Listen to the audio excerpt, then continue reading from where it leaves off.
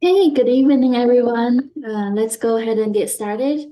So today is July 10th. We have a special CMAC meeting tonight, and we're going to have the information items we had last week, but we'll postpone the action item, which is the election of chair and the vice chair, to the August regular meeting. So with that, we're gonna do the roll call. This meeting will be recorded. Recording in progress. Ann Silver will not be attending tonight. Damian Cole, Here. David Chicoman will not be attending. Earl Brennison, Eric Ammerman, Juan Martinez, Judy Stanfield, Here. Kelly Orr, Here. Michael Gothrop Hutchins, Here. Michael Lansbury, Michael May, Present. Hannah Stouffer, Here. Paul Hewen, Present. Ryan Bernadette, Here. Suting Chin. Here. Thank you. That's roll call. Okay, with that, I'm gonna turn it over to Suting. So if we're not doing normal agenda items, are we going straight to the presentations, or is there still a public comment section? I think Lolita sent out the agenda. We'll just follow the agenda. Okay. Sorry, give me 1 second. I can put it on the screen Do you know if that helps. That would be great. Yeah, that would help. Do you know what happened with the Zoom link? The Zoom link should work. There was a No, I know. It sounded like not everybody got it. Right. That's why I had to send it out again today, because some people did let us know that they did not receive it. It was a hiccup with Zoom. Some people got it, some people didn't, but it went out the same way. Okay. And we got a question in the chat asking if we'll vote on the minutes. So the minutes will be voted on at our August meeting. So. Okay. So number 2 is verbal instructions required by Assembly Bill 219, and it says that a RT staff member will read the following. So is there somebody? Yeah, I will go. Yeah, I will go ahead and read it.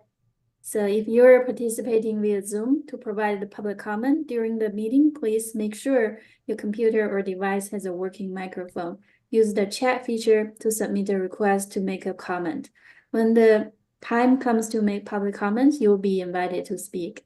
If you're participating by telephone to provide public comment, you should have contacted the RTC agency services prior to 4 p.m. yesterday and provided the telephone number you would be calling from, as well as the items you want to comment on. When the time comes to make public comments, you will be invited to speak.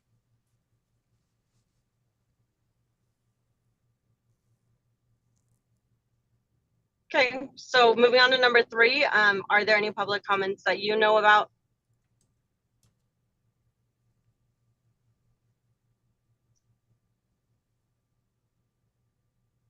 You're muted still, so we can't hear you. Oh, sorry. I don't see anything in the chat, so no public comments. Okay, are there any committee members that would like to provide public comment at this point?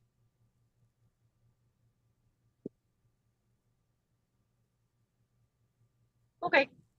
The information discussion items, there's no action to be taken here. The purpose is to provide information, advice, recommendations regarding certain regional planning documents. Do I need to read this out loud? You don't need to read it. Okay. So the 2 that we're receiving today are South Virginia Street Transit Oriented Development, and then proposed amendment number 3 to the Regional Transportation Plan. Okay, and Graham will be providing a presentation on the TOD study. I'm gonna stop sharing. All right, good afternoon, everybody. I'll be presenting the information on the transit-oriented development study that is being conducted or being finalized now along South Virginia Street. So let me do a screen share here.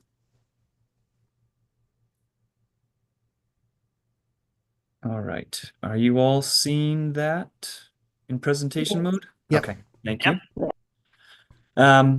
So this South Virginia Street Transit-Oriented Development Plan really came about out of our 2050 Regional Transportation Plan, our RTP.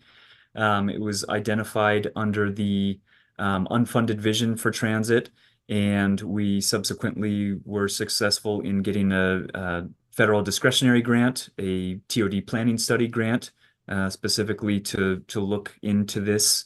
Really the feasibility for extending the existing Virginia Line BRT route further to the south from its current terminus at Meadowood Mall, and further to the south generally to Mount Rose Highway, but also kind of in the areas of Summit Mall and downtown Damani / Pioneer Parkway. So I'll jump into a little bit of the background and timeline of the plan before getting into the details of some of the results and recommendations. So we kicked this off really with our project-specific technical advisory committee back in April of 23, and had shortly thereafter some public workshops in person and online in June, and had a survey available and collected some feedback, again, both in person and online. Fast forward, we kind of, from that point, went into some analysis of transit ridership, projecting the ridership, did some work on the land use side as well, and brought it back to a focus group type meeting in December of 23. And then pushed things forward once kind of everything was in draft form to another kind of set of public outreach efforts in April of this year. Not shown on the screen here was a public meeting led by NDOT as part of their safety management plan on April 11th. The reason why RTC participated in that is because NDOT is conducting a study, as I mentioned, along much of the same South Virginia Street corridor, although theirs is limited to south of Patriot to Mount Rose Highway, and then only within the NDOT right-of-way. But we were able to kind of crash their party a little bit and share some information to that group of the public and collect some comments there, and then took it to the City of Reno Ward 2 Neighborhood Advisory Board meeting, and NDOT tagged along on that one and shared some information about that SMP at that meeting as well. We also had an updated story map available for the public to view on the website. That's actually still live, but we sort of cut off really the incorporation of comments kind of at the end of May. And then we had our final project TAC meeting just last month. And And then now what we're doing is we've got the document in draft form. We're kind of taking it on the road to, obviously we presented to the project TAC, we presented to the RTC TAC, and now we're presenting to you all. And we'll also be presenting to the RTC board later this month. We'll incorporate comments from all of those groups and the public, and polish up the document and create a final version that's ready for adoption next month. So here's what I was talking about here between the two studies. The study area for the TOD study is kind of that highlighted area with that buffer around the South Virginia Street corridor, that dark blue line there.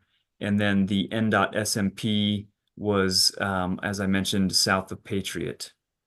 Again, we wanted to kind of, we strategically did these studies in parallel because obviously we know that, some of the improvements that NDOT was looking into and is now proposing could potentially change the context of the corridor, and that could also influence land use and could also influence or have an impact on the style or level of transit service that we would potentially provide. Here's just a quick overview. I'm sure you're all aware, but existing transit service in the corridor or in the study area, not great. Outside of the Route 56, which is more of that standard type fixed route, it really provides kind of limited or minimal type frequencies. And then the regional connector, the intercity service between Reno and Carson City, that only runs on weekdays and then in the AM and PM peak periods. So really not a whole lot. And then not shown on this map, but we also have just started our flex ride service for the South Reno area. So that's another available transit service in the region. Some of the existing conditions are, we were looking into the land use side of things because really land use and transportation go hand in hand. We're, as part of what we're doing with this plan, is we're looking to help influence the land use to be more transit supportive, be more walkable, help create a sense of place, really all the benefits all the way around. But the bottom line here is that City of Reno, once upon a time, did have a TOD zoning in the area along the corridor, and was having trouble kind of convincing developers to develop in that manner, and subsequently removed that zoning. The ceiling is still there. It's basically unlimited, but now there's no floor. So you kind of get the gamut of development types in the area, anything from the downtown Damani with the mixed use, all the way to the low density type developments like car dealerships and large industrial warehouses with limited employee numbers. And so right now we're kind of in that bluish shaded area on the chart to the right. The land use doesn't really support higher levels of transit, kind of those lower levels like we have existing today. Like I covered the flex ride, the microtransit, and then the local bus service in just minimal frequencies or headways. And we're just trying to help influence that land use to kind of move up the chain there and be more supportive for enhanced transit. So we looked into, obviously, some of the population projections for the area. We took the 2022 Washoe County consensus forecast, which is showing about 100,000 people in growth between 2022 and 2042, about 70,000 jobs in that same time frame. Obviously, not all of that is going to go to South Reno, but they do their jobs in trying to distribute the population and the jobs between the various areas of the region. And so I'll talk about this a little bit later, but we kind of tinkered with that a little bit. And then highlighted here with the red dashed line on the map there is the showing the Tier 1 land use in the TMRPA regional plan. Obviously, our RTP and other regional planning documents have to be in conformance with that plan. And the Tier 1 land designation there shows that really this, the South Virginia Street corridor is a top priority for development outside of your urban cores, your most dense areas of the region.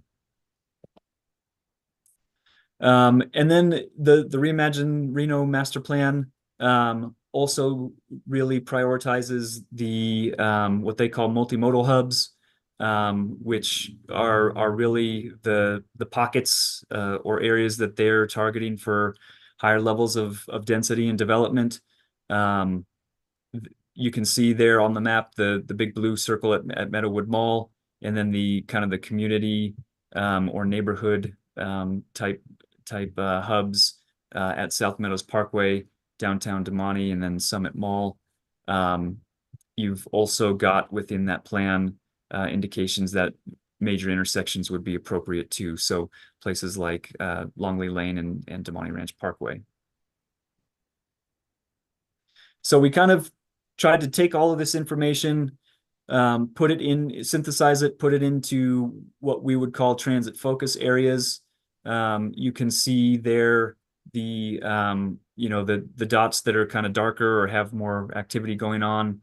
It shows where existing and projected future growth are more heavily concentrated.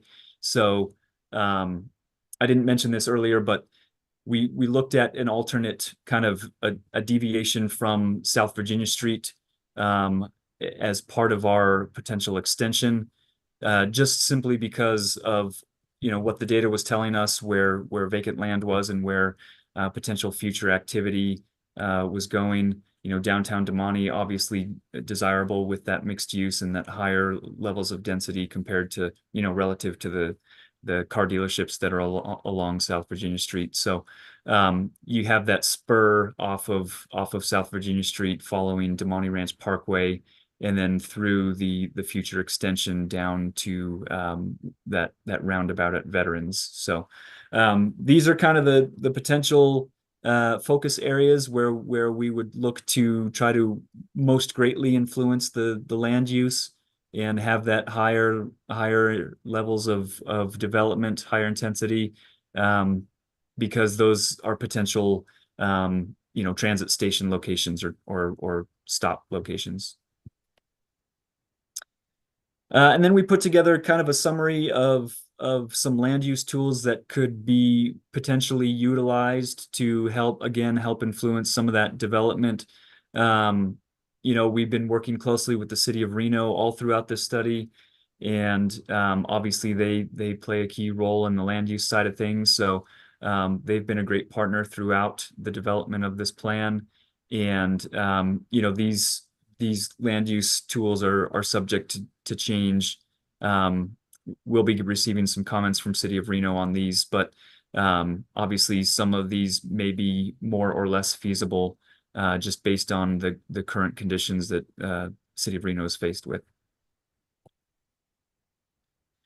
So as I mentioned, with the kind of the allocation of population and jobs in the projected growth for essentially the next 30 years, not shown in this presentation, but something that we've kind of hammered home throughout the process of developing this plan is that between early 90s and early 2020s, about a 30-year period, the population in South Meadows or South Reno went from about 1,500 to about 43,000. So that's huge growth and even more projected. So we've got an opportunity now with some large tracts of vacant land in the study area to try to get out ahead of this a little bit and again influence that land use and potentially make it more friendly for transit. So we ran these three scenarios here. Scenario one in the yellow there is essentially what is already projected from TMRPA's consensus forecast and kind of just the way things are going in terms of development. You know, that kind of gets us you know, a little bit farther up that chain on that table that I showed earlier. But it's probably not to the level that's needed for BRT. We tinkered with that a little bit and with scenario two, and we sort of pushed more of that development to those nodes that I showed in a previous slide. And we think that can get us very close to where we might need to be for BRT. And then scenario three is kind of where we would really just look to blanket the corridor in that, you know, those higher levels of development. And that should be what definitely pushes things over that point of saturation where BRT should really be truly feasible. These are based on some existing ridership statistics from our Lincoln and Virginia lines. It's not exactly an apples to apples comparison, just simply because there are local routes that run along those same corridors, along the Virginia line and Lincoln line. And, you know, I think the line of thinking there is that obviously we've got to be able to walk before we can run. We're not going to go straight from where we are today to BRT. So it's probably going to end up being a phased approach. It's probably going to, you know, require implementation of a local route first before getting eventually to that BRT. So as I mentioned, NDOT is conducting their safety management plan. This is some of what they've been showing to the public. These are some cross sections, some example cross sections just for visualization purposes. Their stance is really any of the elements, any of the individual elements from any of these cross sections can be sort of mixed and matched. These four here that are shown are not necessarily their only four alternatives or their preferred alternatives. But this kind of just gives you the flavor of, you know, a wide range of what could happen. They could potentially repurpose existing travel lanes for bus only, whether that be side running or center running.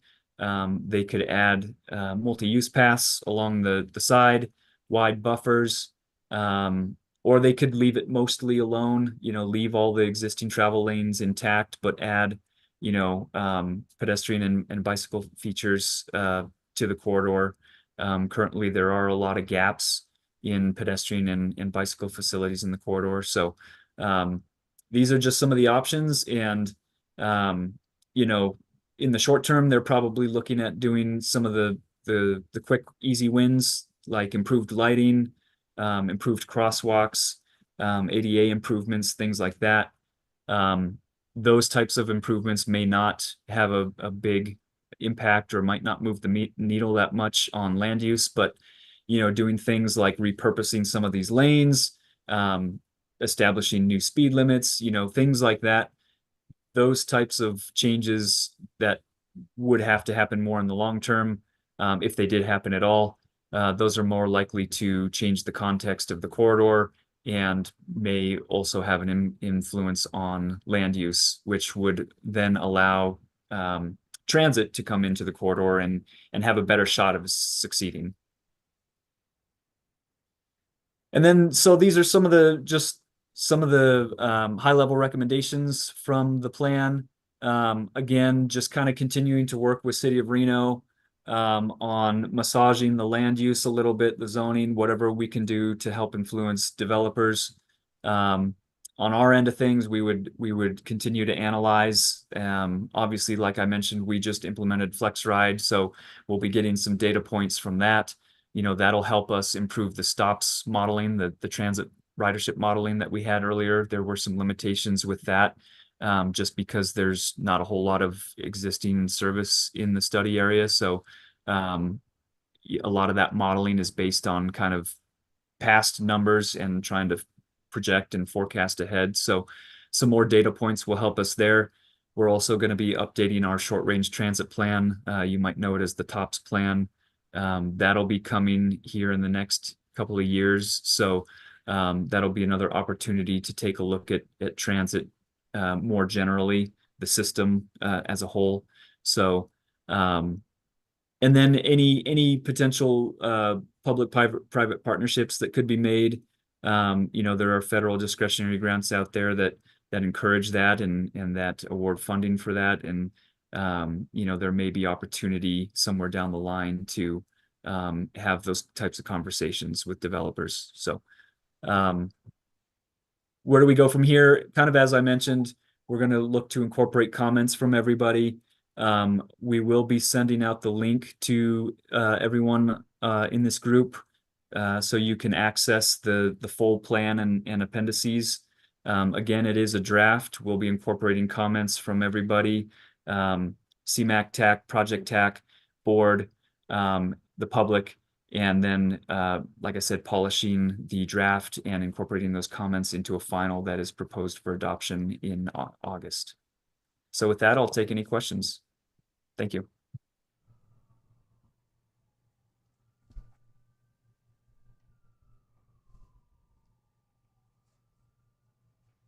Hi, Graham.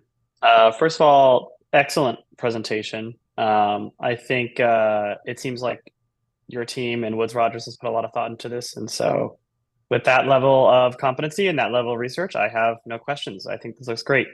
Thank you so much. Thank you, Ryan. Pana, I see your hand up. Hi, Graham. Thanks so much. I really appreciate that you and everyone at RTC went and got discretionary funding for this, and that you are thinking about things like influencing land use and influencing zoning. It's so important. I did want to share a few comments that I hope will get incorporated in the way you communicate to the RTC board. First, I don't know what kind of outreach took place. I didn't hear about any of those recent April and May online or in-person opportunities, and I do read all of the announcements McEacher, and may not be pronouncing that correctly, sends to the CMAC members. I also go to the South Valley's library very frequently. I read all the notices on the bulletin board because there are so many amazing things happening in Reno all the time. I haven't seen anything about this. Meanwhile, Washoe County's first climate action plan effort is underway. They talk about transit, and they did a pretty good job promoting. Whenever I find out about things like even the 2050 RTP, I post on Nextdoor. I know Ann Silver has a connection to the Chamber of Commerce. My concern in bringing this up is that the question, there's so little transit down here right now, and there are so many drivers. And the question for me is, who would take a bus, not who is currently taking a bus, because to take a bus right now is a chore. It takes me an hour to commute by bus as opposed to 20 minutes by car. And because of that, I don't do it very often. And I'm obsessed with transit. Like, why would anybody else take the bus? So that's my first question about the outreach. And I don't know specifically, I don't recall off the top of my head what the the email blasts were through Josh. I can check back with him on that specifically, but this was it was promoted on the website. We did have notices through the like, for example, the NAB their agenda. We had notices in partnership with NDOT on their website. They also did some email blasts on their side to show that again, both of the studies would be kind of highlighted during that meeting. That was the larger in-person public meeting. Our second set of public outreach, it was just RTC led was just the NAB. That was kind of the in-person piece of that. So Okay. But yeah, I guess I would suggest, I mean, the NAB is one thing. You know, we have huge HOAs down here. And the HOAs email directly to everyone who owns a home, and I'm now a homeowner. And so, you know, this is my first experience with that. I would really suggest you take advantage of that. Use the Colo8 programming, which I love, and it's how I found out about the CMAC in the first place. It's the only reason I'm here. Use the library, work with Anne. I mean, you have such a good intention here, and I want to not be the only voice from South Reno who's supporting a lot of support at the meeting.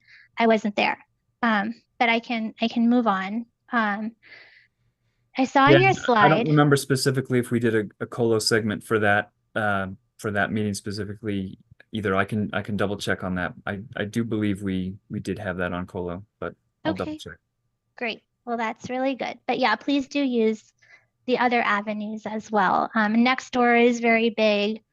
There's so many social media avenues, you know, as well as I do, that people aren't really on websites anymore, the way they used to be about 10 years ago, even more. So I did make this comment way back last summer in the original study. The 56 service is not every 30 minutes. In the 5 o'clock hour during the week, there is one bus. That is not really peak service anywhere. Even in a rural community, I don't know why the 5 o'clock hour continues to have only one bus, but I think that's worth noting. It's really not correct that the 56 provides service every 30 minutes. Sometimes it does, but not during all the commuting hours. That's yeah, 30-minute headways is the peak that it reaches. Not to say that it's peak commute hours. And actually, Jim, you may have to support me on this, but I believe we don't have the typical commute hours for our transit service. I think it's more midday. But Jim may be able to correct me there. Yep. You're right, Graham. Our commuting pattern and peak ridership is generally flat as compared to most transit systems, partially because we're a casino town. We don't have a downtown with a lot of large employers that you would typically see in the eastern part of the United States, for example. And now you're right. Starting at around 5:30, the 56 does go from half hour to hourly service. Increasing that frequency is something we've had on our list to look at. We have looked at it before, but that ridership really does drop off in that evening, and it's after, traditional 5 o'clock. So it's something that's on our radar. Thanks, Jim. Thanks, Graham. So the other thing that I think is really important to highlight when you take this to the board is the Flex Ride is also not providing the connectivity that we were actually presented with originally. The Flex Ride doesn't go to Meadowood Mall, and it also doesn't serve the major shopping centers at South Meadows and Double R. And Graham, there was that kind of the heat map. I don't know if you can go back to it, but there's this whole white area that's completely excluded from the tier. I'm assuming it's because it's outside of the tier 1 circle. But there are a lot of people driving over there every day on Carrot Avenue. You'll see a traffic jam headed east to cross Veterans. There are actually bus shelters on Veterans, even though there are no bus stops. Yeah, this whole area, Reno Southeast. So the 56 goes along South Meadows here, but the whole area, the south and east of that, is really disconnected.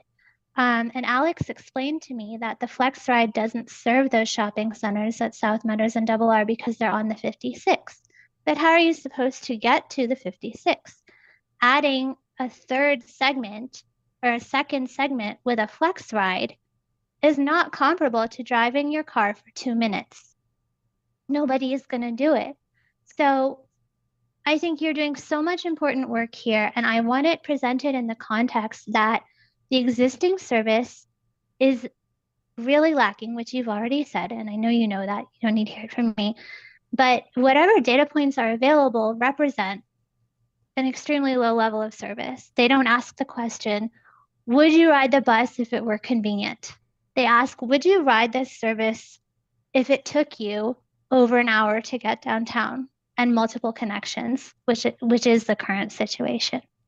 So that's really all I wanted to say. And I did, sometimes when I make comments in the meeting, they don't get recorded in the minutes the way I hope they would, but I really hope that the RTC board recognizes how many single occupancy vehicle trips there are coming from South Reno right now, and does everything it can to work across all these organizations that you've identified, the city zoning, NDOT funding, federal funding, county planning, to take a transit first approach. And that should also include the new Washoe County Climate Action Plan. We're here in the second week of record setting heat. We all know the climate is changing. There are huge opportunities here. So if you can capture that when you convey your project and also in the minutes, I would really appreciate it. Thanks so much for your work. Thank you, Pana. I will say that with the conversations that we did have with the public during some of those meetings, they were supportive of the more, the higher levels of transit service that you mentioned. It wasn't a question about, hey, would you use the bus now today? It was more so geared towards, hey, look at what it could be. Would you use this? And people seem to be supportive of that. And I think we're working on incorporating, I can't remember if that is in the plan currently, but we're working on incorporating those comments as well. So that should be reflected in the final plan anyway. So I saw Michael's hand up next. I see a couple others, but I'll go to Michael next. Well, I did want to kind of add something to what you had mentioned about the regional connector only doing the early morning and the afternoon hours. There's 3 runs between like 6 and 7:30, and then 3 between 4 and 6:30, I want to say, in the evening.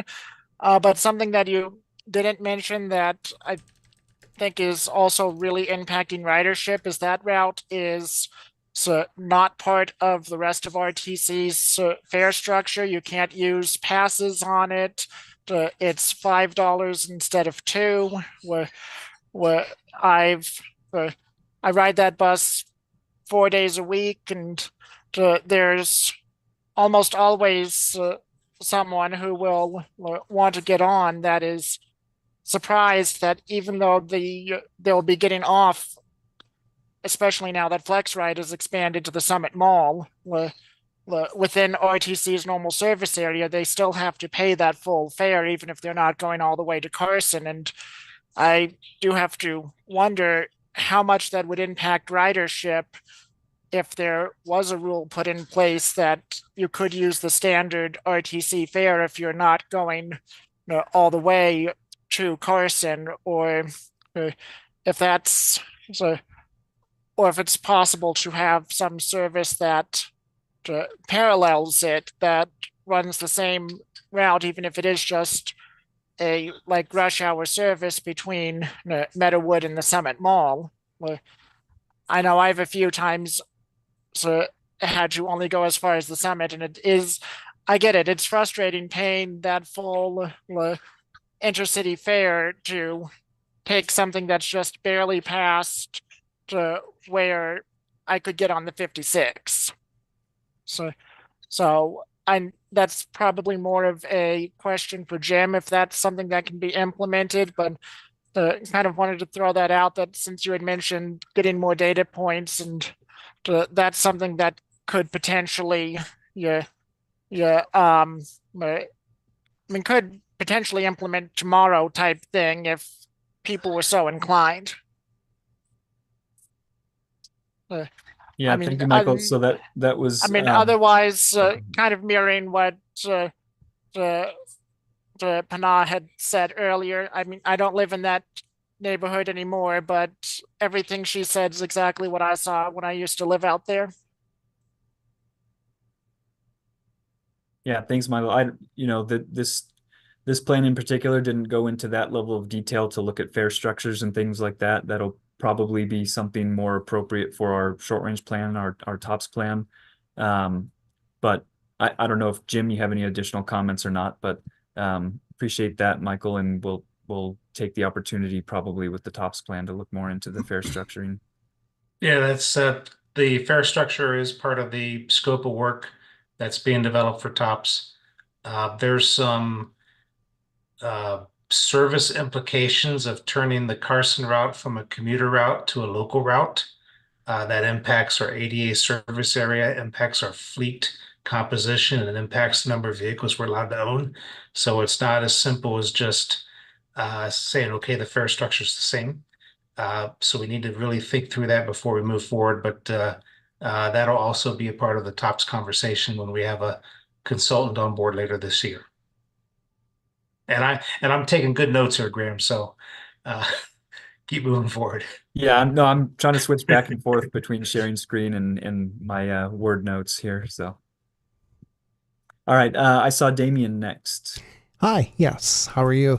So I have a couple of tangential questions, but because, to be honest, I'm not too familiar with the Southern Virginian area because I could count on one hand the number of times I've been able to get down there because there's no bus. So I'm not as knowledgeable about South Reno as I am about downtown. The only time I ever get to Summit is if I have a reason to go there and if I have a ride. I can tell you that back in 2008, I had to give up the opportunity of a job working at the Apple store because there was no bus that went down there. I actually used to take the 57. I don't know if anyone remembers that bus. That was a bus that went right from Meadowwood Mall all the way down to about the Walmart area down Virginia Street. So this is kind of what we're planning now. It looks like it's kind of rehashing what we once had and hopefully hoping to get to a more rapid transit situation. So I just wanted to make those comments before I ask my question to kind of give you a framework for my ignorance for this area, because I just don't go there.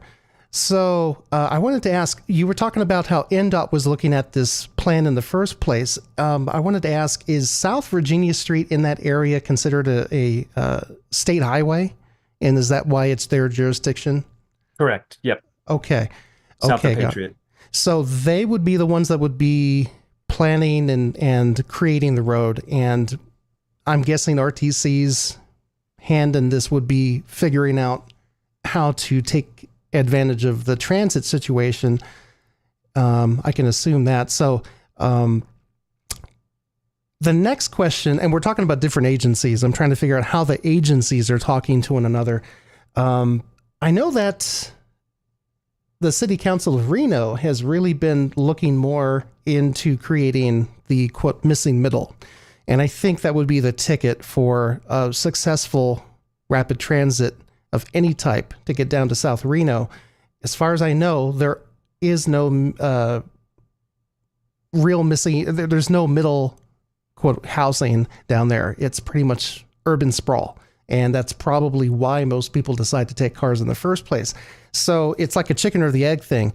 You have a bus line or you have a road that can support a bus, but no one takes the bus because no one down there really depends on a bus because they already live in a single family house.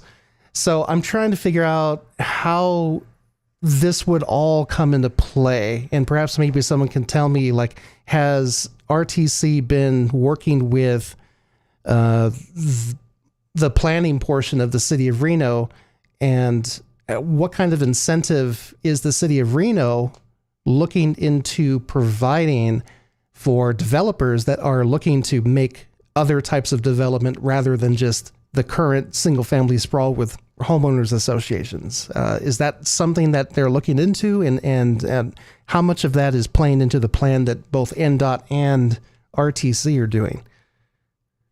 I don't know how much it plays into NDOT's plan. I don't know that they're necessarily looking at the land use side of things, but RTC has been working closely with City of Reno. In fact, we say flat out that we're partnering with them on this plan.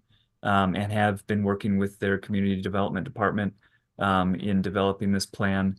And part of their ask was that we created kind of that land use toolbox.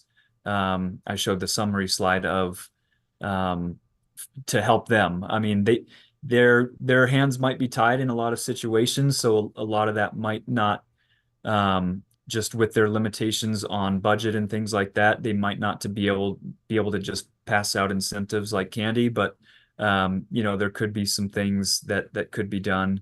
And as I mentioned too, the zoning already allows for developers to essentially build whatever they want.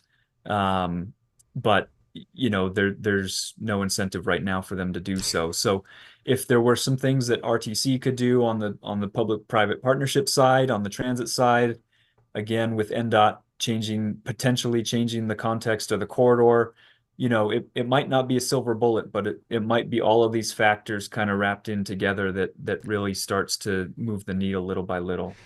Thank you for that. And I just want to be clear, by incentives, I'm also talking about ordinances that are already being proposed and are in the works, such as the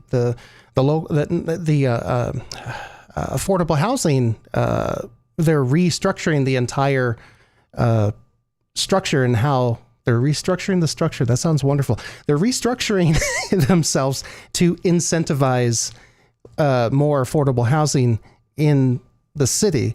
And I'm just wondering if any of that has anything to do with that. And I also wanted to mention the other thing too is I saw the different profiles, and the center run bus seemed really interesting to me.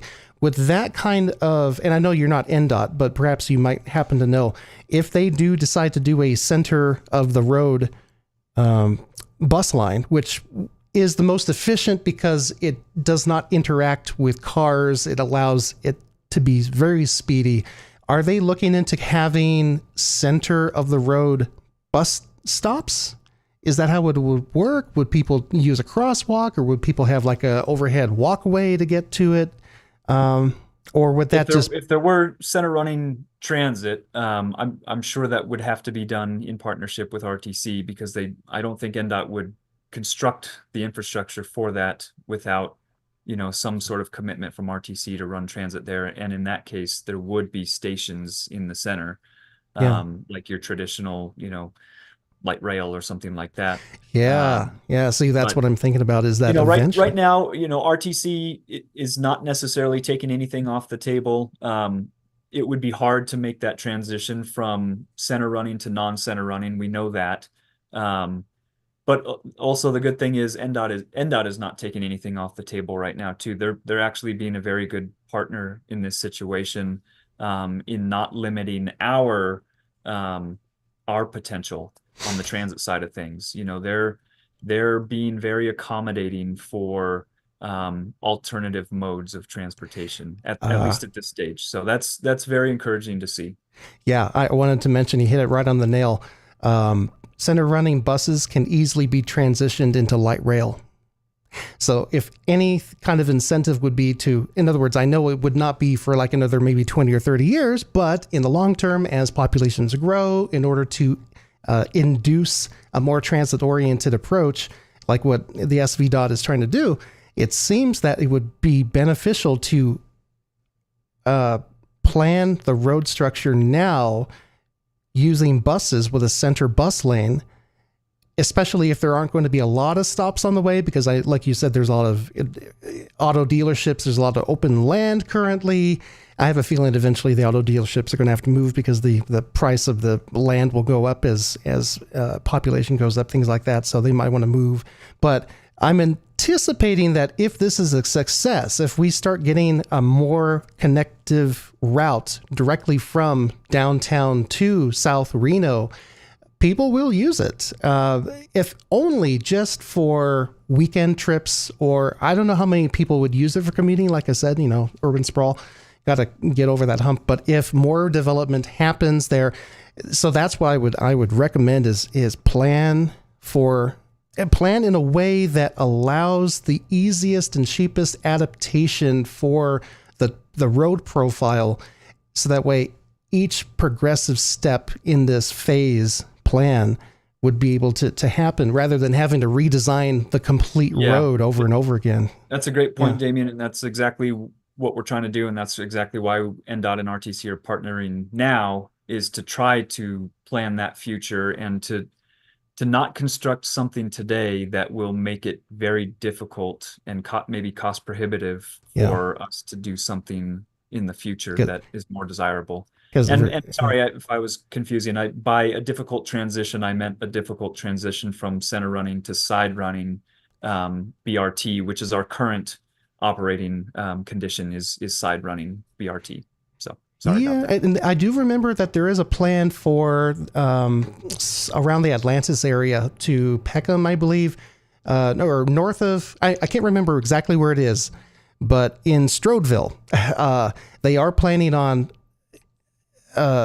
making bus lanes, and I'm assuming that those would probably be bus bike share lanes, but they might want to start looking into having center transit for the rapid, or for the Virginia line down the center, even part of that plan that is in place to start making bus lanes. I think it would be beneficial before people start putting medians in and everything. Right now it's still pretty much a rural style highway that has a bunch of buildings around it. So it would be the perfect time to start really planning the network as a whole and the design characteristics of the road. If this is happening, then maybe you can kind of conjunction it.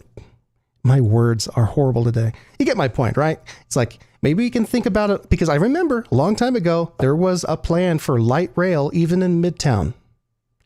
It was going to happen. And then the recession happened and everything went out the window, and we ended up with the Virginia line, and that's it. So, it was in the plans at one point. Maybe it could be in the plans again.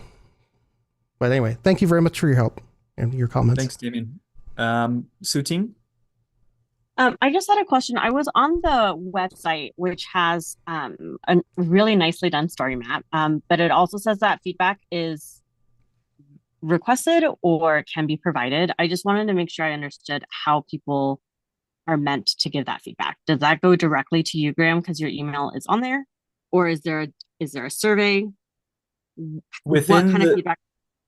Are you talking about within the story map itself, or just on the page? Just on the page. So on the rtcwatcho.com planning South Virginia street transit oriented development page, which has the 8 principles, and then it has a link to the story map and the FAQ. And it says that the public is invited to check out details of the plan and provide feedback. I just want to make sure that when we share this with people, that we're telling them to provide feedback in an appropriate way. Is that email your email? Because it's the only thing on this page. Okay. Yep. And then how long will this, like some of your projects have a specified feedback time. So I just want to be able to share with people how, what time frame they can provide feedback during. Sure, that's a good point, and I'll add that to the website, because we kind of have to work backwards if we're shooting for the August approval. So it'll essentially be well, I mean, we can take comments on it up until the August meeting itself, of course, but really, if we want to make changes to the plan itself, we would need comments before the end of the month. So okay, July 31st. Yeah. Okay. And then, so it's related to this. I know for each project, like the Keystone Bridge project, it's really clear when those dates are, like when the meeting is, when the open feedback portion is. Is there any way to see which projects are in feedback mode or status?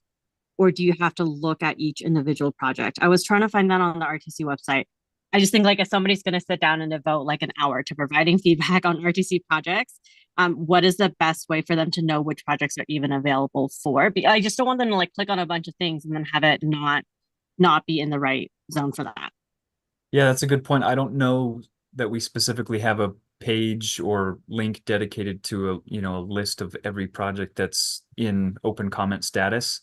I can check on that, and I can make that suggestion as well to our website and PIO team.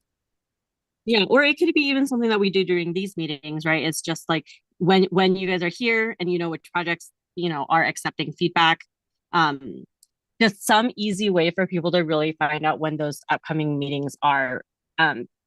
Because even that Keystone Bridge meeting, I got the postcard, which is how I know about it. But if I go to the website for RTC and look at events, the only thing I can see are the RTC board meetings, the CMAC meetings, and then the other meeting, right? So like on even the events page, there is no, right? There's no event for the Keystone Bridge project meeting, which is happening tomorrow night. Right, like you're here, you're obviously seeking feedback, and we're here, so we're we're trying to provide feedback. But for somebody who is maybe not at these meetings, I just want to be able to help bridge that of how to know what we are allowed to give feedback on right now, and when those things are, and maybe where they are, so that people can get there.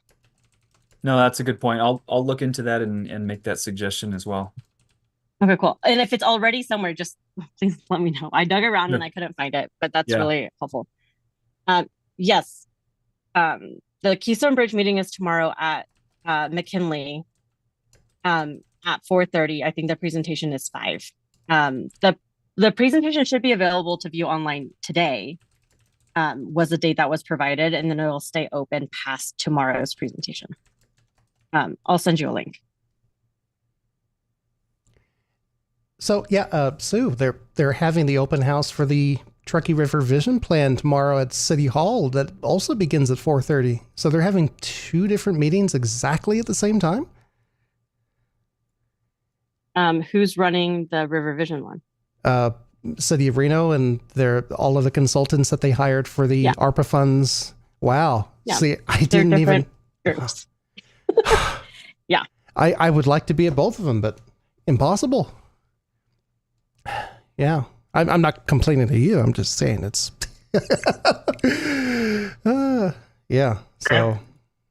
Graham, I'm not sure if you saw, but there's a question in the chat for Pana about the Washoe Climate Action Plan. Yeah, I was trying to have a conversation on the side to get that question answered. I wasn't sure offhand if we're part of that group, that stakeholder group. Shwen, do you happen to know, was that part of your efforts in coordinating the grant application or the CPF or? I don't think I've been involved in this yet. But I will check and see if there's anything we can do.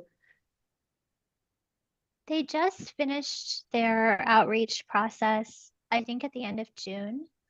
And they had 3 different sectors or categories of questions, such as household energy use, and transit was one of the major categories. So I hope there will be some level of coordination with RTC, but it seems like an important opportunity for connection. Okay, so I had to look it up, and yes, we were invited to that, and Marquise attended. So yeah, we do have some notes on that. So yes, we have been involved to some degree anyway. Something else you can leverage, I think, as you look at all those different agency efforts, especially if there's funding involved in the climate action plan.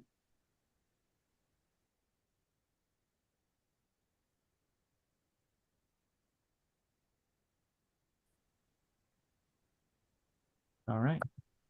Thank you. Got some great feedback from you all. Appreciate it.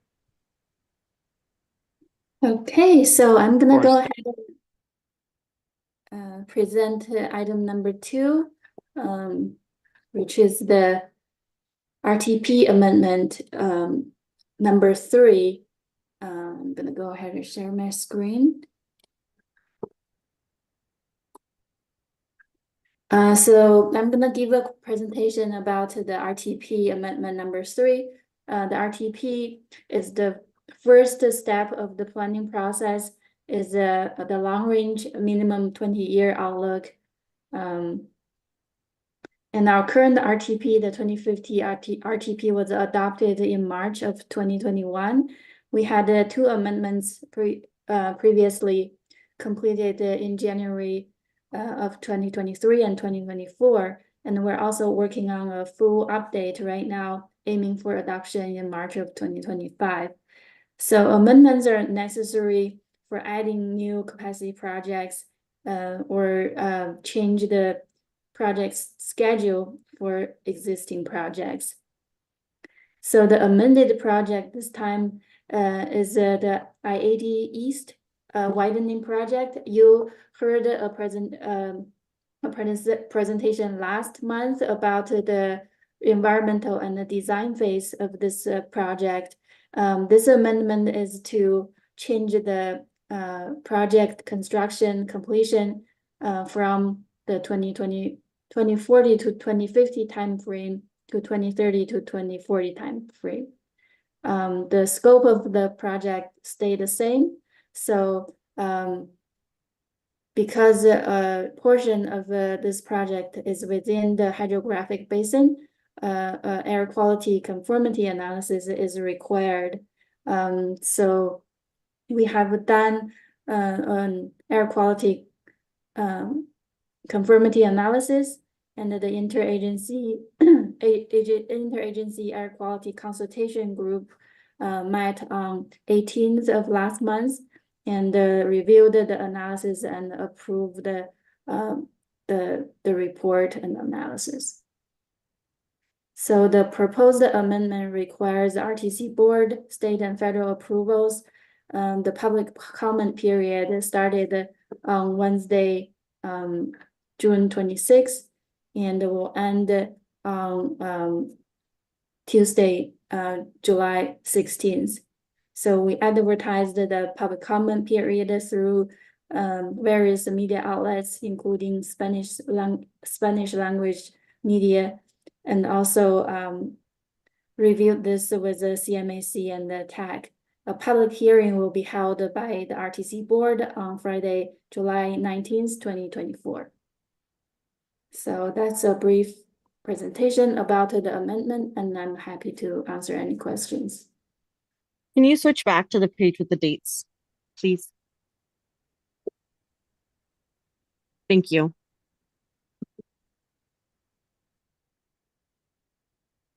Okay.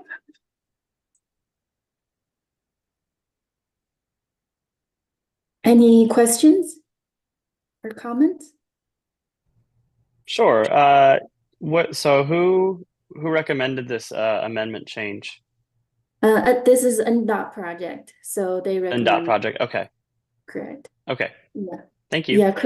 Yeah, NDOT project manager was here last month to talk about this project, but that was for the environmental and design phase, and this is the construction. So. Gotcha. Okay. Clarification. I'm sorry. This is the what? This is for the construction timeframe change. Oh, got it. Okay. Of that project. Yeah, that was going to be my question. Okay. And then I don't know if you'll be able to answer this because this might be kind of in the weeds, but for the air quality, could you go back to the slide about the air quality? Let's see. Okay, so the analysis has not yet been completed, but it's been recommended to be completed. No, the air quality analysis is required. So it was conducted and completed, and the interagency air quality consultation group reviewed the analysis and the report and recommended approval. So. Okay, I understand. Yeah, so all the pollutants estimations were below the threshold, so we meet the air quality requirements for this one. Okay, yeah, so that's pretty cut and dry. Okay. Yep. Thank you. Thank you. I did have one question that's not precisely about this amendment, but perhaps maybe it was talked about at the last meeting during the construction and design. Are there any plans for RTC to create a regional connector to TRIC? I'll take that one, Schwinn. I guess ask for clarification. What do you mean by regional connector? The same way that you can take a bus from Reno to Carson, taking a bus from Reno to the Tahoe, Reno industrial center, I think would be beneficial. I'll tell you why, is because if you take the shuttle to Tesla, there's one shuttle in the morning and one shuttle in the evening. The first one in the morning leaves at, let's say if you have a day shift, 4:40 and 4:45 in the morning. And then the shuttles do not leave to go home until about 6:15. If anyone gets sick, if anyone needs to leave early, if anyone has any commitments and they do not, and they maybe have a floating holiday, or if they have some time off they want to do, there's no way to get home besides just taking a Uber or a Lyft or something around those lines. And as all of this progresses, as they're looking at widening the freeway due to lack of capacity, things like that, I think it would be wonderful if they also take a look at introducing regional commuting that is outside the scope of what Tesla offers for this, simply because emergencies happen, and also because the population of not just the Gigafactory, but also other adjoining businesses, Walmart, Switch, Google, you name it, they're all out there. They could probably use a regional connector, and that would really help cut down on the current strain that's on the existing roadway. So that's why I said it's kind of not really related to the amendment, but I'm just wondering if RTC or NDOT or anyone has looked into possibly doing that. From RTC's perspective, we have not looked into developing a bus service specifically for the industrial park. Right now, as you point out, there is bus service sponsored by some of the employers, but there's also some hurdles out there because of the circulation of vehicles around that industrial park. There's no central collecting point where we could get folks or deliver folks to and have them still get to work. And it's just really outside of our realm financially, because as we look at it, our resources are better spent within our own county as opposed to being spent within Story County. So, we've heard that before. We are looking at a rail study, commuter rail to the industrial park, with Story County as a potential partner. But in terms of daily, hourly bus service, it's really not on our radar right now, but it might be something we will look at as a part of our TOPS.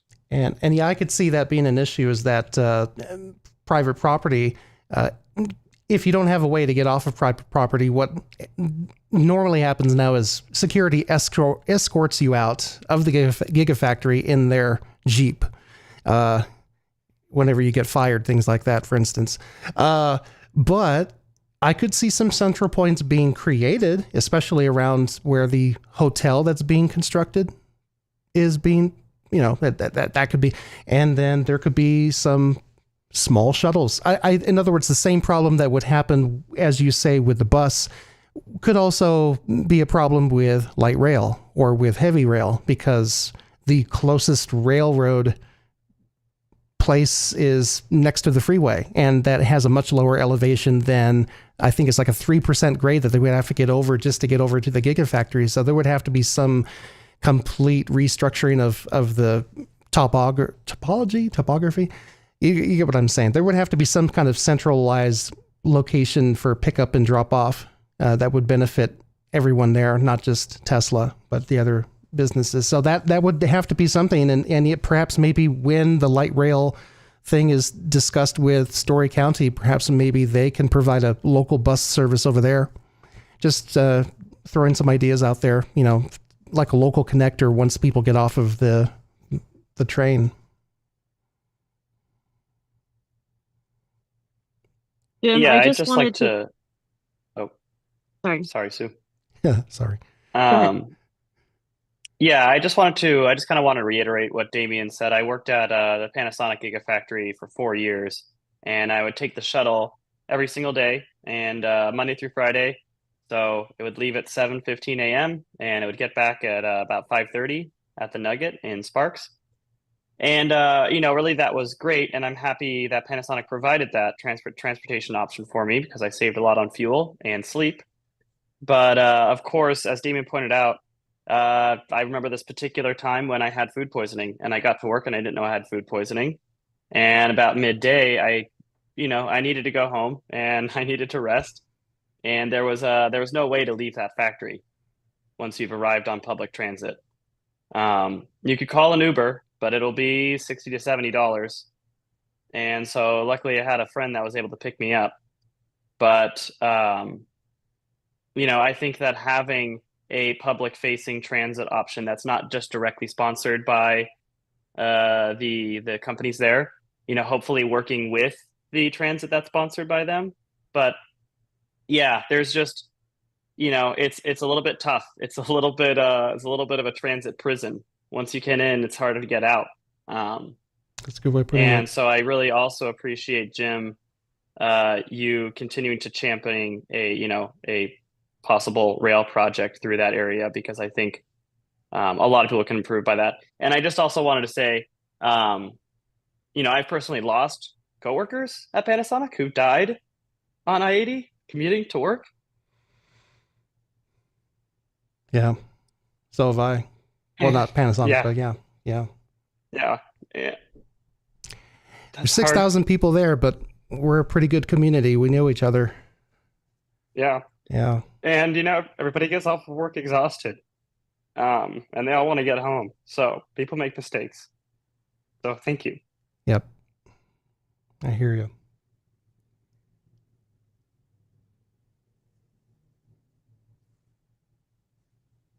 Penna, do you want to go ahead? Sure. Well, just two quick reflections. One, my impression from living in South Reno is that a lot of people commute from South Reno to the TRI Center. People who move here for jobs at Tesla and similar places end up in South Reno, partially because it's surprisingly more affordable to live here than in central parts of town. Something I wanted to mention kind of as a nexus to the TOD presentation is we have a lot of oversized parking lots in Reno, like enormous and underutilized parking lots. One is at the Home Depot on Steamboat. Another is there are many at Redfield in that general vicinity. Those could be great places for transit hubs, including transit hubs that connect people to the TRI Center. So just kind of wanted to point that out as a potential nexus. And transit hubs in general. My dream is that one day the South Virginia line will stop at the Home Depot shopping center and that there'll be a neighborhood shuttle that goes through all those white areas on the map that are currently unserved. But in the meantime, you could have something go up Veterans, because that's how a lot of people commute from South Reno to the TRI Center. So that's one point. The second point is this is a really similar conversation to the one we had last time. And I'll point this out when we do discuss the minutes next time. But I think it got captured as like there was a general discussion about buses, about public transportation, and about funding. I think it's worth noting that on multiple occasions, multiple members of our committee, and myself included, I'll speak for myself only now, advocate for a transit-first approach to the TRI Center and to these major employers that are out of our county. And while doing so, we advocate for external funding partnerships, whether that's from other government agencies or from the companies themselves, or even from the company leaders who we know receive a lot in tax credits that could support public infrastructure. So just wanted to kind of state that clearly, that, time meeting after meeting, the CMAC voices interest, advocates for a transit-first approach and external funding partnerships. Thanks.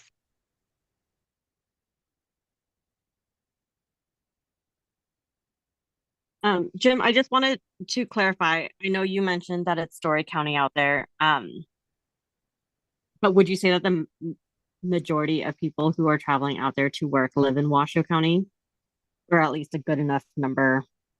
Yeah, Do. absolutely. A clear, far, heavy majority of the folks are Washoe County residents. Yes. Yeah. So I mean, I know that it's far and it's not like not all of it is within, where you operate and where your jurisdiction is. But they are Washoe County residents who are traveling far, to go and work in this place. So I think having transportation options available for Washoe County residents is important, even if they are traveling, just a little bit outside of town, because that is where somebody is giving somebody a tax break to build a factory. But that's where they're going, but this is where they're coming from. So I just wanted to make that point. Yeah, that's a very good point. Obviously, they live in Washoe County. They pay a lot of taxes in Washoe County, but they happen to work in Story County. And to RTC's credit, I think, we do have a pretty aggressive van pool program that provides about 220 or so vans to the industrial park. So we're moving about 2,000 people a day just by van pool, which is great. But obviously, it's a lot of traffic. There's only one way in and out of that park. And so that's a difficulty that we just need to work through. How do people access van pools? Could you just give us, we haven't talked about van pools in a while, if this is a good time. I'll give the very quick 10-second snapshot. Basically, you can get on our website and we have links to our van pool program, or you can contact RTC or contact Enterprise. Basically, we match you up with other folks. One person drives the van, the other folks ride along, and the trip, the fuel cost, and the vehicle is subsidized through grant dollars. So typically, can multiple people share driving responsibilities, or okay? Yeah, typically there's one primary driver and a couple backup drivers, because obviously things happen. People get under the weather and so on. And there's a lot of, I don't want to get into the weeds, but it's a pretty good program, and a lot of Tesla folks especially take advantage of it. Well, and then oh, sorry. Go ahead. Yeah. Oh, I was just going to ask a follow-up question on that. The only one that's ever talked about on Tesla's website for employees is the Enterprise van pool. I've never seen an advertisement. Oh, we contract with Enterprise, and if you see the vehicles, they're dual branded with RTC and Enterprise. Interesting. I did not know that. Thank you very much for that information. I had no idea. And I know that for a while when I was trying, because I used to be part of a van pool going out there. And I was told that because I live within 5-mile radius of a shuttle stop, I was no longer eligible for a van pool. I don't know what the current status of that is. I was told by my roommate that has changed. I don't know what's going on anymore. So maybe perhaps if they could really push that van pool, because I know that Tesla was, according to the Enterprise person that I spoke to, she said because they had a bad quarter, they pulled back their funding for it. I don't know if that's true, but that's from her perspective. So yeah, man, I would love to go back to a van pool. I'm tired of taking the shuttle. Those things are way too small for me. So please, if they could ramp up that PR, they have places in the factory, even like in the bathrooms, where they literally tell you what's up, LGBTQ stuff. They talk about the new tracking system for clocking in and out. I haven't seen anything about the van pool for a long time, and I bet that would ramp up usage if more people found out that, hey, we're back in business. So yeah, please look into that. Thank you. And then, sorry, now that we're on this tangent, I have one more question about the van pool. If there is a group of people who want to do it together, is it possible to just sign up together, or does it have to go through some kind of sorting process from the RTC? I believe they can sign up together. And what I will do is I will put in the chat the name and phone number and email address of our van pool guru, Scott. And Scott can answer questions much better than I can. Right. Is there an age requirement? I believe it's to drive, to be one of the drivers, or to be one of the passengers. Either. Sorry, I am asking very specifically on behalf of a high school who is trying to transport students to TMCC. Yeah, so that, yeah, for high schoolers, they would have to have an adult driver. There is an age requirement definitely for the driving piece. So that, yeah, that just That's would. 18 or 25. I don't know. Okay, But I will I'll ask put the person. Yeah, but I'll I put will Scott's ask info in the Scott. chat. Thank you. Yeah. Quick question: is that high school a charter school? It sure is. Well, yeah. So, I will. Yeah, I'll go ahead and drop my work email into that because the State Charter School Authority has a funding program for charter school transportation, even for schools Excellent. that aren't directly authorized by the by the State Charter School Authority. Yeah. Excellent. I'm Yeah, so glad we came to this special meeting. This is so productive. I love it. Yeah, I don't know all of the details. That's a different team than what I'm on, but yeah, I heard that and my ears perked up like a high school needing transportation that can't just use the school bus. So I wonder. Thank you. Sorry we got off the amendment topic, but all of this kind of has to do with freeway widening and the reason why we have to in the first place. You know, if they can't do this until 2030 or 40, my God, we need to come up with something fast.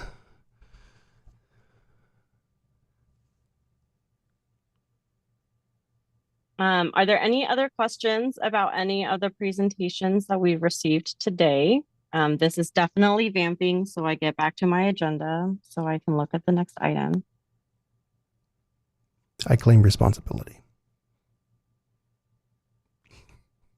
Okay, seeing none, we are at number 5, which is RTC staff announcements.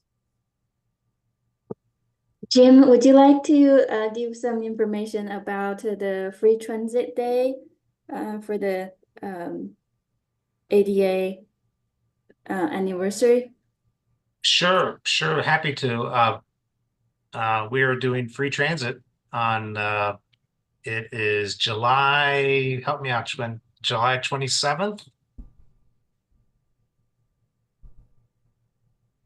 Let me look really quick. I got to double check. But anyway, so it's free transit to celebrate the anniversary of the Americans with Disability Act. That will be on all of our services, Access, Ride, Carson, Flex Ride, you name it, it's free for the day. And that date is July 25th. 26th? 25th. 25th. Okay. 25th. Otherwise, happy to answer any questions That's a Thursday about RTC. What was that? That's a Thursday. That's a Thursday.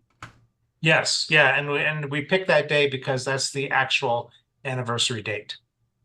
Oh, that's fun. There was a press release that I had gotten from your new guy Josh about kids riding free during the summer, and I had a question that didn't get answered about whether students needed any kind of identification.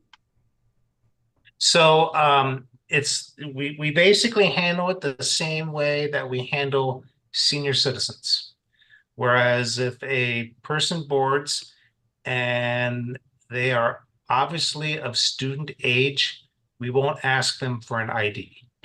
But if a student boards and they may look 25, like I used to do, we may ask them for a student ID or a state ID with a birth date on it. The student ID doesn't necessarily have to have a date, but the state ID would. So we reserve the right to ask for verification. But in some cases, obviously, we know you can just tell they're students, so we let them. Okay, and if students don't have that ID, can they like log into their Infinite Campus or anything like that? I mean, they've all got school emails, they've all got clever logins, they all have Infinite Campus. Like there's ways for them to show that they are a student with access to student things without having that physical ID. Just not all students are good about having it. Yeah, understood. And I'm that question has not come up. I think that would be fine if the driver could see that. Yeah. Okay, great. Thank you so much.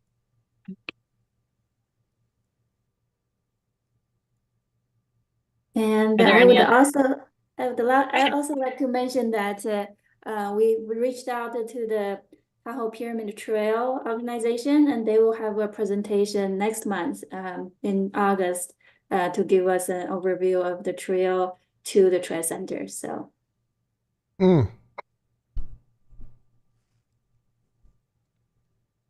Cool. I'm having a hard time finding the dates of this Kids Riding Free. Does anybody on the call know when that goes until? So it goes until the Sunday before school starts. So Great. Whenever, it's basically That's okay. mid-August. August 11. Yep. Yeah, August 11. Perfect. Thank you so much. You're welcome.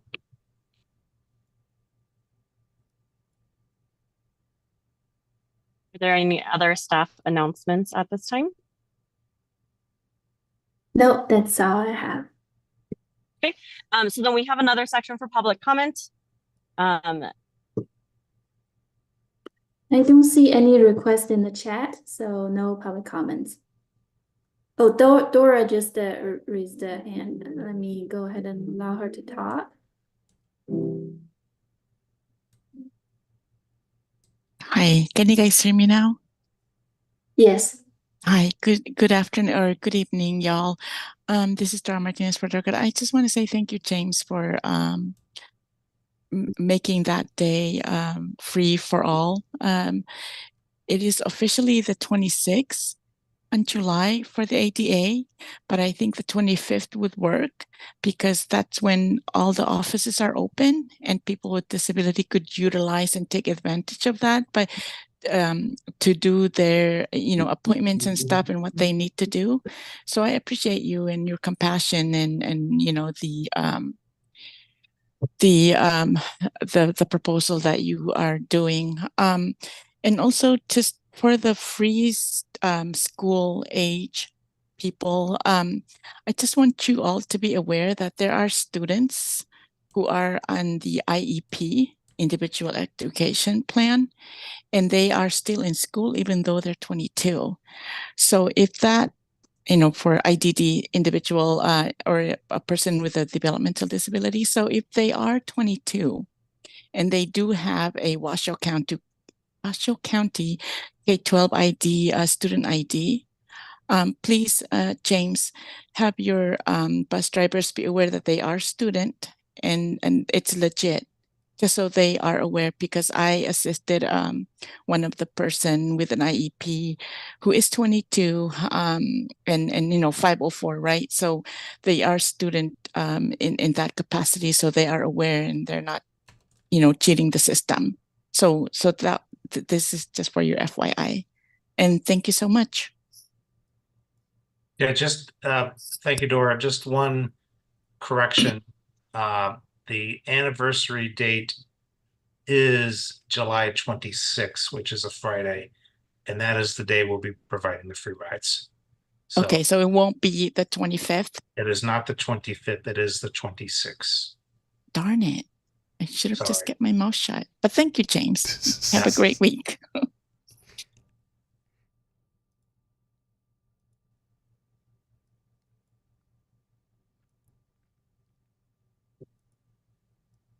Sorry, I have to find my chat to see if anybody else had their hand up and the unmute button. If there are no other public comments, the next step is adjournment, but I did want to confirm our next meeting and the changes that have been made about attendance requirements and whether or not, just if that is a change, I would like us to at least cover it before we get off the line. The next meeting is scheduled for August 7th. And I just, if you don't mind just kind of saying what you had emailed out, any changes about attendance requirements and quorum and action items, that would be really helpful. Yeah, so the next meeting is August 7th, and our regularly scheduled time 5:30 p.m. So we will, if we have a quorum, we will just have the agenda items as normal. But if we don't have a quorum, we will still host the meeting, but we will have a information items only, and any action items will be pushed to the next meeting. So Okay, that's and then I just wanted to understand why this meeting wasn't set up that way.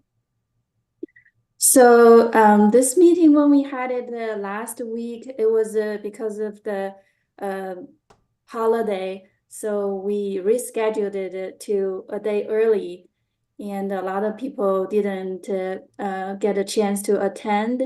And at the meeting, members recommended not having the meeting because of So the that's holiday. fine. I'm actually not asking why this meeting was scheduled for this time. I'm asking why this meeting couldn't approve or review minutes or do any of the other things that would have been on the regular July meeting and will be on the regular August meeting. Why it couldn't be set up the same way where if we had quorum, we could have done all of those things. And if we didn't have quorum, it would get pushed to the next meeting.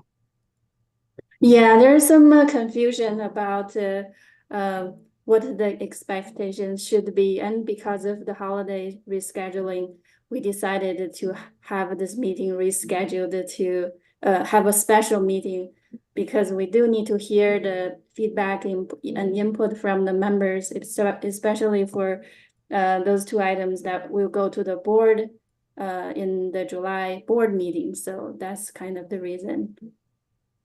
But moving forward, we expect to have the meeting at the scheduled time, with or even without a quorum, and just to have Would the it be? only. Will it be noted in the memo that gets sent to the RTC board? Just a general idea of even how many people. I don't want to give the impression that CMAC loved a presentation when only 2 people were here, right? Like I want whatever report is being given to RTC board to feel like an accurate representation of some of the things that got mentioned, right? And it's not line by line. I know nobody has time to reread an entire transcript of this. That's fine. But I think there are things that come up a lot in these meetings. And I think for it to be represented in some way to the RTC board, including, how many people were at the meeting, what types of things were brought up, that I hope is the value, is a part of what we're doing here that is a value that gets taken to the RTC board.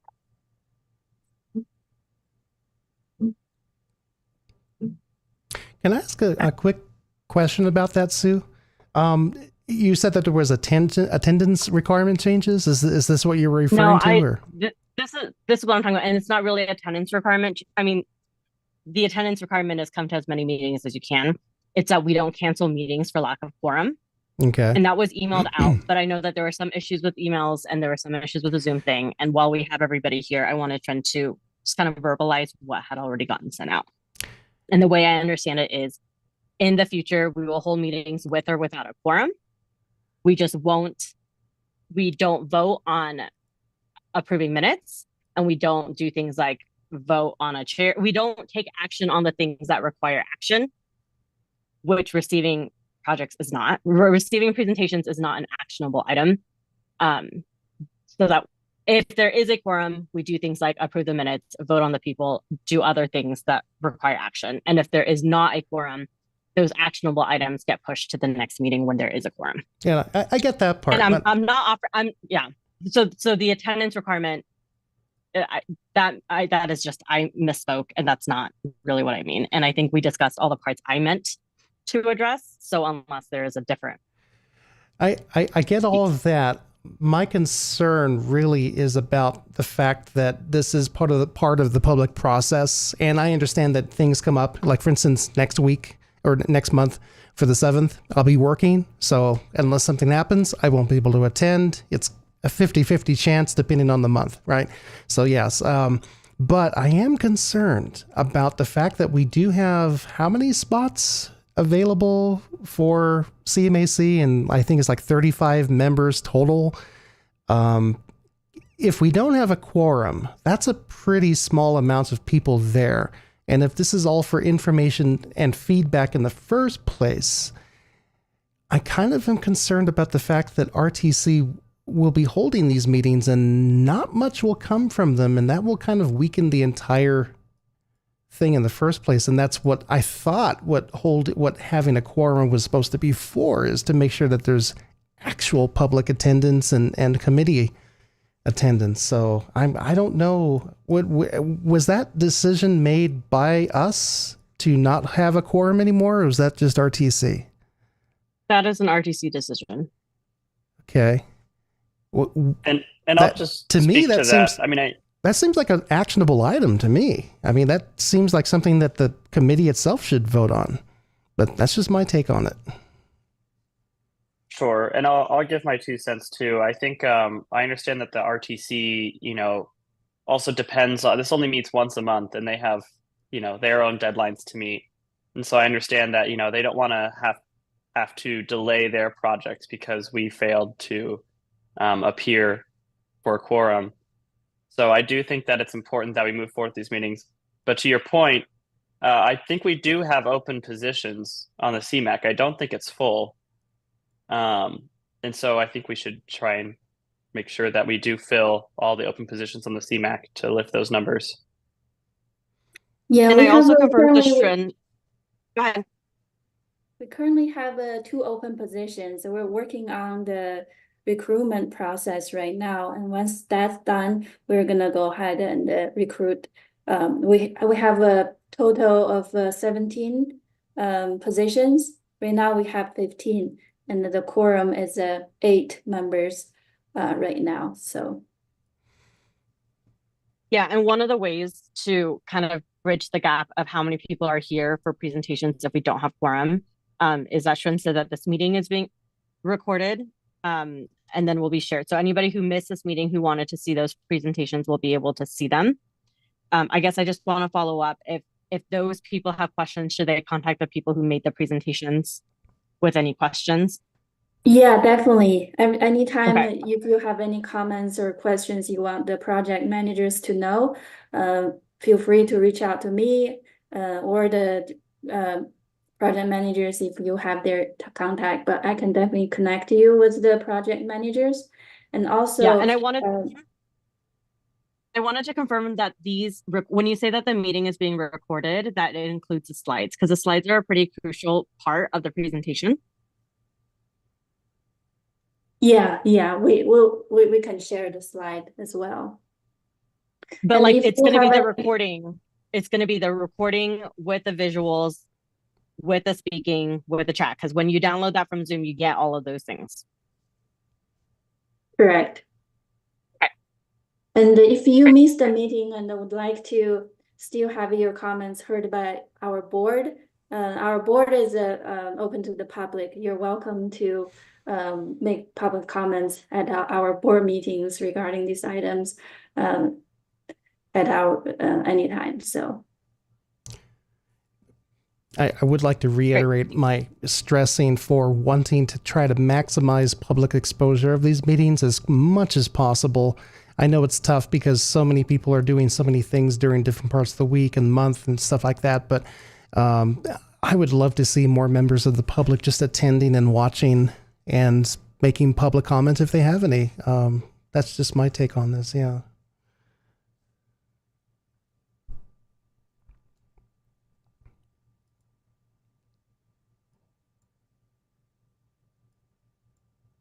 Okay. I don't know if anyone has any ideas. Thank you, everybody, for your time.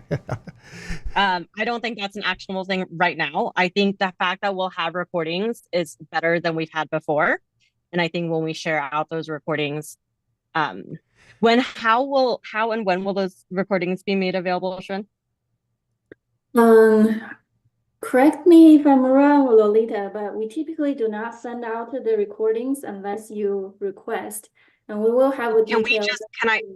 Can I just, on behalf of all the CMAC members, request it to be sent every meeting to every member? Or just have it on the website. If we're going to make the recordings, I think the whole point of it is so that people who miss the meeting can get caught up. I mean, YouTube, it's right there. It's free. Right. And we also provide detailed meeting minutes, which are a good summary of these meetings. Right, So but they don't get published, right? Like we can't vote on last month's minutes because this was a special agenda. So last month's minutes from June, if there was a meeting in June, right, won't be voted on until August. I'm just trying to and it's fine. I mean, I understand meeting minutes have to be approved. We're just trying to figure out how can we get more people to access this information that your team is working so hard to provide, right? I think we have really valuable conversation. I think the slides are really interesting. I think people who weren't here would perhaps still like to be part of the thing that they signed up for. And if they wait until this is published in the minutes that won't be approved until August, they're going to miss their chance to see what you're going to present to the RTC board as us having approved, or at least having seen and been given a chance to comment on, right? So I think there is a timeliness factor where the slides, I mean, really the recording and then the slides being presented at least to CMAC members so that we can share it with whoever, wants to get them from us and get them, because time is of the essence. You need some of that feedback. Some of that feedback is going to be closed by the next time we have this meeting. Right, the recording's going to be done the second we get off of this, and it takes like 20 minutes to download because Zoom is slow, and it takes forever. But once that recording is done, could we have access to this recording of this meeting that we were in, so that we can share it with CMAC members who are not here, and we can share it with maybe members of the public who could not make our meeting, or find it hard to access our meeting because the Zoom link changes every month and they have to sign up ahead of time.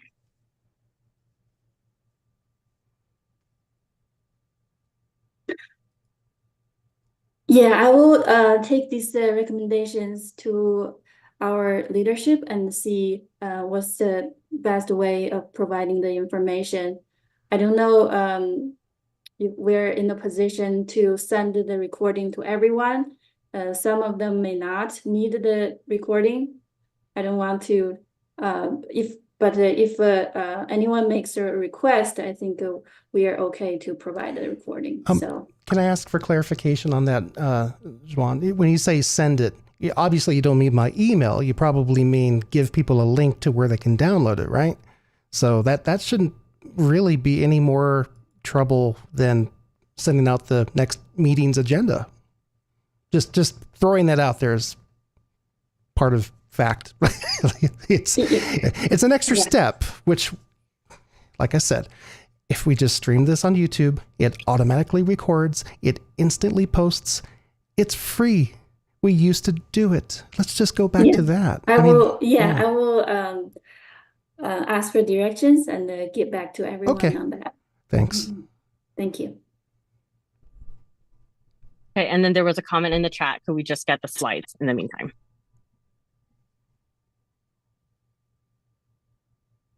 I think we should be able to. Great, that's really helpful. And then the TOD one, the story map, contains a lot of the same images as what's on this slide.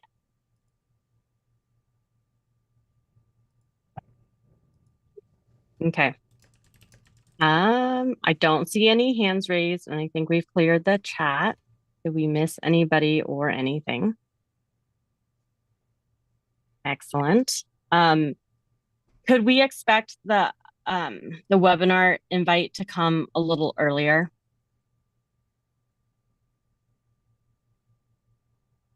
I think the invite is gonna be sent out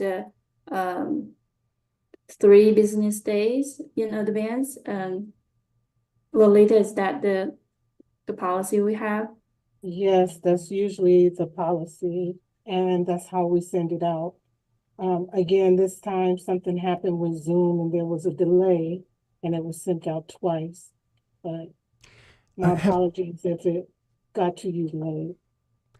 No worries. We know it's not you. Quick question on that. Is the webinar link generated at the same time that the agenda is created and passed out? Is it like a simultaneous action? No, it's not. Because I noticed that on the agendas, the public gets a link to join the webinar and it's in the agenda. So it should be possible to also pass out the webinar link for committee members as well, shouldn't it? Right. Yeah, we're gonna consider, we're gonna take a look at that. We're also considering using the regular Zoom meeting for the CMAC meetings. That way it's not gonna be the webinar format as the regular Zoom meeting, and we can send out an invite link directly, so you don't have to register and go through extra steps to put it on your calendar. And it also gives us the function to use the AI to summarize the meeting minutes, and it helps us prepare for the summary. So we're also considering that option. So Well, thank you for letting us know. I think anything to make it easier for people to attend and remember when meetings are, and to kind of report absences as they know, will help us be best prepared for these meetings. Here. Thank you so much. I know we aim for a 7 o'clock. So thank you for your conversation and everybody's efforts to make this a smoother process that's more accessible to everybody. Thank you very much. Have a wonderful night, and we'll see we'll see you in a month, unless we see you earlier. Okay, good night. all right, thank you, Thanks, everyone. Are we adjourning? Okay, I just had a quick question. Are we doing the vote for the chair and vice chair next month then? Correct. Yeah, That was Got it. one of those. Okay, I wanted to just confirm that because I didn't see it on the agenda. I was a little bit confused. Okay, thank you. Yeah, please consider express your interest. I will send out a email again as a reminder. If you're interested, let me know. Or at the next meeting, when we are having that election item, you can express interest then as well. So. Okay, thanks. Great. Thank you. Good night, everyone. Thank you. Good night. Thank you. Good night.